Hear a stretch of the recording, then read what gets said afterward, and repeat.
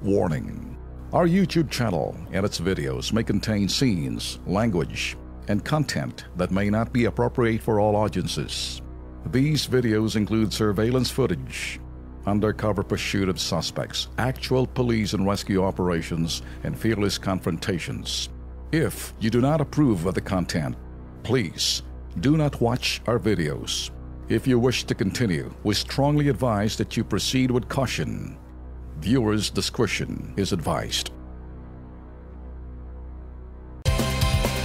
Diretso na ho tayo sa sala ng balita, mga bossing. Kung hindi pa nagbanta ang Senado, nakakasuhan ng contempt of court si Wally Zumbero, hindi pa uwi ng bansa. Ano sa palagay niyo? Galamay ba siya ni Jack Lamb, si Zumbero, sa panunuhol o dapat pang i-absuelto to?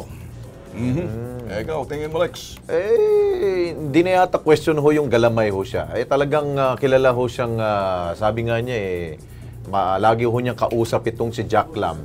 At Really? Oo. Ganun ba? Oo, kaya siguro, antayin natin kung anong ilalabas ho niya. Ano po, isasiwala to niya dyan po sa Senado by Thursday. Dahil po, inimbita na siya. Natakot yung mama, umuwi agad from Vancouver. Okay. Ayun. Siguro, dahil ito, para sa akin, isa siya sa mga missing link. Dahil nga, inimbitahan ho siya, hindi ho siya mahagilap. Nasa Vancouver, Canada.